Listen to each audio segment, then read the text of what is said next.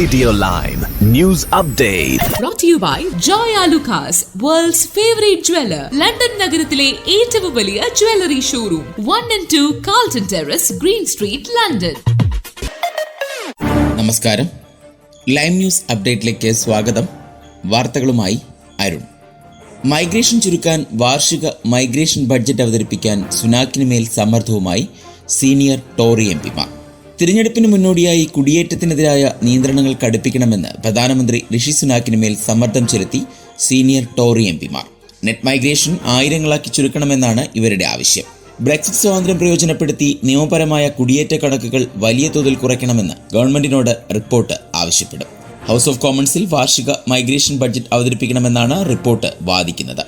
ഓരോ 10,000 കുടിയേറ്റക്കാർക്ക് എത്ര അധികം ആശുപത്രി ബെഡുകൾ വേണ്ടിവരും, പുതിയ വീടുകൾ വേണം എന്നിങ്ങനെ കാര്യങ്ങൾ കൂടി പരിഗണിക്കാനാണ് സീനിയർ എംപിമാർ ചൂണ്ടിക്കാണിക്കുന്നത്. തങ്ങളുടെ കോവിഡ് വാക്സിന് ഗുരുതര പാർശ്വഫലങ്ങൾ ഉണ്ടാകാമെന്ന് അസ്ട്രസെനക. കൂടുതൽ പേർ കോടതിയിലേക്ക്. ഇന്ത്യയിലും യുകെയിലും ദശലക്ഷക്കണക്കിന് ആളുകൾ ഉപയോഗിച്ച തങ്ങളുടെ കോവിഡ് വാക്സിന് ഗുരുതര പാർശ്വഫലങ്ങൾ ഉണ്ടാകാമെന്ന് കോടതിയിൽ സമ്മതിച്ച് പ്രമുഖ മരുന്ന് നിർമ്മാതാക്കളായ അസ്ട്രസെനക. കോവിഡ് സമയത്ത് ഇന്ത്യയിലും ലോകത്തെ മറ്റു രാജ്യങ്ങളിലും വ്യാപകമായി ഉപയോഗിച്ച കോവിഷീൽഡ്, വാക്സിവേരിയ എന്നീ വാക്സിനുകളുടെ നിർമ്മാതാക്കളാണ് അസ്ട്രസെനക. ഓക്സ്ഫോർഡ് യൂണിവേഴ്സിറ്റിയുമായി ചേർന്നാണ് അസ്ട്രസെനക ഈ വാക്സിനുകൾ വികസിപ്പിച്ചത്. ഇത് രണ്ടും ആഗോളതലത്തിൽ വ്യാപകമായി ഉപയോഗിച്ചിരുന്നു. അസ്ട്രസെനക നിർമ്മിച്ച വാക്സിനുകൾ ഗുരുതരമായ പാർശ്വഫലങ്ങൾ ഉണ്ടാക്കുന്നുവെന്ന് കാട്ടി വിവിധ രാജ്യങ്ങളിൽ നിരവധി പേർ പരാതിപ്പെടുകയും കോടതിയെ സമീപിക്കുകയും ചെയ്തിരുന്നു. യുകെയിലാണ് കൂടുതൽ പാർശ്വഫലങ്ങൾ കണ്ടെത്തിയതും കമ്പനിക്കെതിരെ നിയമ നടപടികൾ സ്വീകരിച്ചതും. 2021 ഏപ്രിൽ 21 UK സ്വദേശിയായ ജെമി സ്കോട്ടിന് വാക്സിൻ എടുത്തതിന് പിന്നാലെ മസ്തിഷ്കാഘാതം സംഭവിച്ചതോടെയാണ് നിയമ നടപടികൾ ആരംഭിച്ചത്. വാക്സിൻ എടുത്ത ശേഷം തന്റെ രക്തം കട്ടപിടിക്കുന്നതായും രക്തത്തിലെ പ്ലേറ്റ്ലെറ്റുകളുടെ എണ്ണം ഗണ്യമായി കുറയുന്നതായും മെഡിക്കൽ റിപ്പോർട്ടുകൾ സഹിതമാണ് ജാമി സ്കോട്ട് നിയമ നടപടി ആരംഭിച്ചത്. ഏറെ നാൾ പിന്നിട്ട നിയമയുദ്ധത്തിനൊടുവിലാണ് ഇപ്പോൾ നിർമ്മാതാക്കൾ തങ്ങളുടെ പിഴവ് തുറന്ന് സമ്മതിക്കുന്നത്. ഫസ്റ്റ് മിനിസ്റ്റർ സ്ഥാനമൊഴിഞ്ഞ് ഹംസ യൂസഫ്. SNPയിൽ പ്രതിസന്ധി. തിരഞ്ഞെടുക്കപ്പെട്ട് ഒരു വർഷത്തിനകം സ്കോട്ട്ലൻഡിന്റെ ഫസ്റ്റ് മിനിസ്റ്റർ സ്ഥാനം ഒഴിഞ്ഞ് ഹംസ യൂസഫിന്റെ രാജിയോടെ കടുത്ത നേതൃത്വ പ്രതിസന്ധിയാണ് സ്കോട്ടിഷ് നാഷണൽ പാർട്ടി നേരിടുന്നത്. നിക്കോള സ്റ്റേർജൻ രാജിവെച്ചതിനെ തുടർന്നാണ് ഹംസ യൂസഫ് നേതൃത്വ പദവിയിൽ എത്തിയത്. പുതിയ നേതാവിനെ തിരഞ്ഞെടുക്കുന്നതുവരെ താൻ പ്രഥമ മന്ത്രിസ്ഥാനത്ത് തുടരുമെന്ന് അദ്ദേഹം പറഞ്ഞു. എത്രയും പെട്ടെന്ന് നേതൃത്വ തിരഞ്ഞെടുപ്പ് ആരംഭിക്കാൻ SNPയുടെ ദേശീയ സെക്രട്ടറിയോട് ആവശ്യപ്പെട്ടതായി അദ്ദേഹം അറിയിച്ചു. യൂസഫിന്റെ രാജി വാർത്തയ്ക്ക് പിന്നാലെ ഈ ആഴ്ച അവസാനത്തോടെ നേതൃത്വ തിരഞ്ഞെടുപ്പിന്റെ സമയക്രമം തീരുമാനിക്കാൻ ദേശീയ എക്സിക്യൂട്ടീവ് കമ്മിറ്റി യോഗം ചേരുമെന്ന് പാർട്ടി സ്ഥിരീകരിച്ചു. SNPയുടെ ഭരണഘടന അനുസരിച്ച് നേതൃസ്ഥാനത്തേക്ക് വരുന്ന ആൾക്ക് കുറഞ്ഞത് 100 പേരുടെയെങ്കിലും നാമനിർദ്ദേശങ്ങൾ ഉണ്ടായിരിക്കണം. ഇതോടൊപ്പം കുറഞ്ഞത് 20 ബ്രാഞ്ചുകളിൽ നിന്നെങ്കിലും പിന്തുണയും ലഭിക്കണം. ഇതിനു പുറമെ നാമനിർദ്ദേശം പാർട്ടിയുടെ ദേശീയ എക്സിക്യൂട്ടീവ് കമ്മിറ്റി അംഗീകരിക്കുകയും ചെയ്യണം. ലിംഗമാറ്റം അംഗീകരിക്കാൻ കഴിയില്ലെന്ന് UK ബിഷപ്പുമാർ. ലിംഗമാറ്റവുമായി ബന്ധപ്പെട്ട ഇൻഡിക്റ്റേലി വോവൻ ബൈ ദി ലോർഡ് എന്ന പേരിൽ അജപാലന വിചിന്തനം ഇംഗ്ലണ്ടിലെയും വെയിൽസിലെയും കത്തോലിക്ക ബിഷപ്പുമാർ പുറത്തിറക്കി. ദൈവം സൃഷ്ടിച്ച രീതിയിൽ തന്നെ ശരീരത്തെ സ്വീകരിക്കുവാൻ പുതിയ രേഖയിൽ ബിഷപ്പുമാർ ആഹ്വാനം ചെയ്തു. ലിംഗമാറ്റവുമായി ബന്ധപ്പെട്ട് നടത്തുന്ന ശരീരത്തെ മുറിപ്പെടുത്തുന്ന മെഡിക്കൽ ഇടപെടലുകളും സ്ത്രീയും പുരുഷനുമായി മനുഷ്യനെ സൃഷ്ടിച്ച ദൈവിക പദ്ധതിയെ ബഹുമാനത്തോടെ കാണാത്ത നിലപാടുകളും അംഗീകരിക്കാനാവില്ലെന്നും ബിഷപ്പുമാർ വ്യക്തമാക്കി.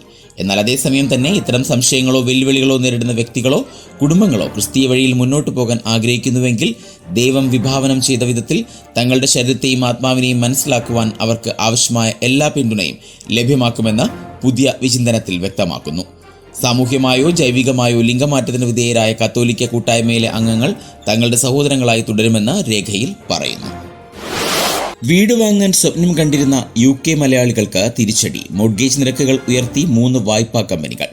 UKയിൽ ഫിക്സഡ് ഡീൽ മോർഗേജുകളുടെ നിരക്ക് ഉയർത്തുമെന്ന് 3 പ്രധാന വായ്പാ സ്ഥാപനങ്ങൾ പ്രഖ്യാപിച്ചു. നേഷൻ വൈഡ്, സോൺടാഡർ, നെറ്റ്വെസ്റ്റ് എന്നീ വായ്പാ സ്ഥാപനങ്ങളാണ് നിരക്കുകൾ ഉയർത്തുമെന്ന് പ്രഖ്യാപിച്ചിരിക്കുന്നത്. വായ്പാ ചിലവുകളിലെ അനിശ്ചിതത്വം നിലനിൽക്കുന്നതാണ് നിരക്ക് ഉയർത്താനുള്ള കാരണമായി ചൂണ്ടിക്കാണിക്കുന്നത്. പണപ്പെരുപ്പം കുറഞ്ഞതിന് പിന്നാലെ ബാങ്ക് ഓഫ് ഇംഗ്ലണ്ട് പലിശ നിരക്ക് കുറയ്ക്കുമെന്ന് പ്രതീക്ഷിക്കുന്നുണ്ടായിരുന്നു. എന്നാൽ ഉടനെയെങ്ങും ബാങ്ക് ഓഫ് ഇംഗ്ലണ്ട് പലിശ നിരക്ക് കുറയ്ക്കാനുള്ള സാധ്യത ഇല്ല എന്നാണ് സാമ്പത്തിക വിദഗ്ധർ വിലയിരുത്തുന്നത്. മാത്രമല്ല പണപ്പെരുപ്പം 2% എത്തിക്കുകയാണ് ലക്ഷ്യമെന്ന് Bank of England governor Andrew Bailey പ്രസ്താവിച്ചിരുന്നു. ഫിക്സഡ് മോർഗേജ് നിരക്കുകൾ ഉയരുമെന്ന വാർത്ത UK മലയാളികൾക്ക് ഒട്ടും ശുഭകരമല്ല. പണപ്പെരുപ്പവും പലിശ നിരക്കും കുറയുന്നതിനനുസരിച്ച് ഒരു ഭവനം സ്വന്തമാക്കണമെന്ന് ആഗ്രഹിക്കുന്ന UKയിലെ മലയാളികൾക്ക് ഇത് വൻ തിരിച്ചടിയാണ് എന്നാണ് കരുതപ്പെടുന്നത്. ഇനി നാട്ടിലെ വാർത്തകൾ. ഡ്രൈവർ മദ്യപിച്ചിട്ടില്ല എന്ന് തെളിഞ്ഞു. മേയറും കൂട്ടരും ലഹരി ഉപയോഗിച്ചോ എന്നാണ് അടുത്ത സംശയം. KSRTC ബസ് ഡ്രൈവറുമായുള്ള നടുറോഡിലെ തർക്കത്തിൽ തിരുവനന്തപുരം മേയർ ആര്യ രാജേന്ദ്രന്റെ പരാതി പോലീസ് സ്വീകരിച്ചത് വിവാദത്തിൽ. FIRൽ പരാതിക്കാരിയുടെ വിലാസം തിരുവനന്തപുരം മേയർ എന്നാണ് രേഖപ്പെടുത്തിയിരിക്കുന്നത്. ഔദ്യോഗിക പരിപാടിക്ക് പോകുമ്പോഴോ ഔദ്യോഗിക വാഹനത്തിൽ സഞ്ചരിക്കുമ്പോഴോ ആയിരുന്നില്ല കേസിനാസ്പദമായ സംഭവം. സ്വകാര്യ പാർട്ടിയിൽ പങ്കെടുത്ത് കുടുംബത്തോടൊപ്പം ആർത്തുല്ലസിച്ച് വരുമ്പോഴാണ് ഡ്രൈവറെ മര്യാദ പഠിപ്പിക്കാൻ മേയറും ഭർത്താവ് MLAയും നടുറോഡിൽ ഗുണ്ടായിസം കാണിച്ചത്. ഡ്രൈവർക്കെതിരെ കള്ളപ്പരാതി പോലീസിൽ നൽകുകയും ചെയ്തു. തികച്ചും സ്വകാര്യമായ സംഭവത്തിൽ വ്യക്തിപരമായ പരാതി നൽകുമ്പോൾ മേയർ എന്ന പദവി നൽകുന്നത് നിയമവിരുദ്ധമാണ്. ബസിന് പുറകെ മേയറും സംഘവും കാർ നിർത്തി ട്രിപ്പ് മുടക്കിയെന്നായിരുന്നു KSRTC ഡ്രൈവർ യദുവിന്റെ പരാതി. തുടക്കം മുതൽ മേയർ ഇത് നിഷേധിച്ചിരുന്നു. എന്നാൽ മേയറുടെ വാദം പൊളിക്കുന്ന CCTV ദൃശ്യങ്ങളാണ് ഇപ്പോൾ പുറത്തുവരുന്നത്. പാളയം സാഫല്യം കോംപ്ലക്സിന് മുന്നിൽ ട്രാഫിക് സിഗ്നലിൽ മേയർ സഞ്ചരിച്ച കാർ ബസിന് കുറുകെ ഇട്ടിരിക്കുന്നത് ദൃശ്യങ്ങളിൽ വ്യക്തമാണ്. ഡ്രൈവർ ലൈംഗിക ചേഷ്ട കാണിച്ചതിനൊപ്പം ലഹരി പദാർത്ഥം ഉപയോഗിച്ചെന്ന പരാതി കൂടി മേയർ ഉന്നയിക്കുന്നുണ്ട്.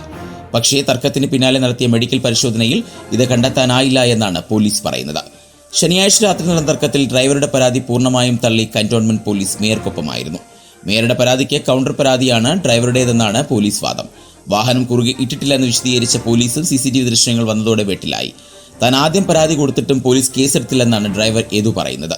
ഡ്യൂട്ടി തടസ്സപ്പെടുത്തിയതിനും സിഗ്നലിൽ വാഹനം കുറുകെയിട്ട് ഗതാഗതം തടസ്സപ്പെടുത്തിയതിനും മോശമായി പെരുമാറിയതിനും കേസെടുക്കാൻ വകുപ്പുണ്ടായിട്ടും ഇതുവരെ പോലീസ് തയ്യാറായിട്ടില്ല എന്ന് യദു പറഞ്ഞു. പ്രത്യേക ഡ്രൈവിംഗ് ടെസ്റ്റ് പങ്കെടുത്തവർ 98, വിജയിച്ചത് വെറും 16 പേർ. പ്രതിദിനം 100 ലൈസൻസ് വരെ കൊടുക്കുന്ന മോട്ടോർ വെഹിക്കിൾ ഇൻസ്പെക്ടർമാരെ കൊണ്ട് ഇന്നലെ മോട്ടോർ വാഹന വകുപ്പ് നടത്തിയ പ്രത്യേക ടെസ്റ്റിൽ 98-ൽ വിജയിച്ചത് 16 പേർ മാത്രം.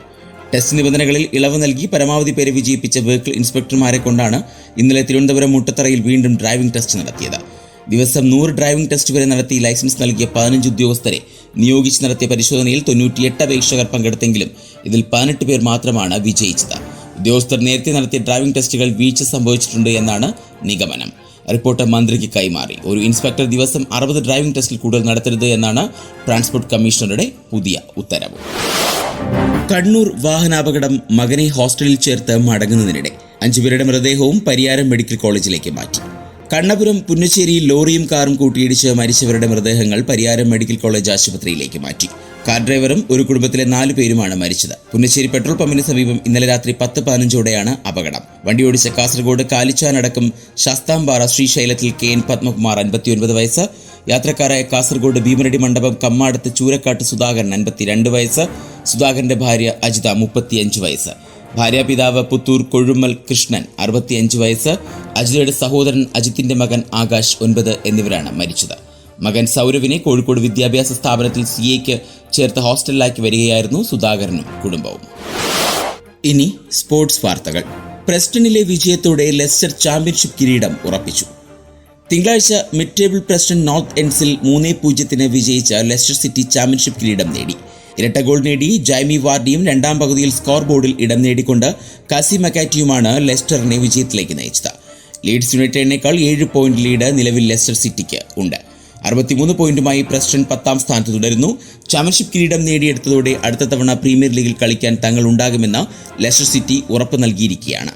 രണ്ടാം ടയർ ചാമ്പ്യൻഷിപ്പിലേക്ക് തരം താഴ്ത്തപ്പെട്ടതിന് ശേഷം 1 വർഷത്തിന് ശേഷമാണ് ലെസ്റ്ററിന്റെ ടോപ്പ് ഫ്ലൈറ്റിലേക്കുള്ള തിരിച്ചുവരവ് യാഥാർത്ഥ്യമാകുന്നത്. 2016 മാനേജർ ക്ലോഡിയോ റാനിയേരിയുടെ കീഴിൽ അവർ ഒരു അസംഭവ്യമായ പ്രീമിയർ ലീഗ് കിരീടം നേടിയ ലെസ്റ്റർ സിറ്റി അതിനുശേഷം പേരിന് പോലും പ്രീമിയർ ലീഗിൽ വലിയ നേട്ടങ്ങളൊന്നും ഉണ്ടാക്കിയിട്ടില്ലായിരുന്നു.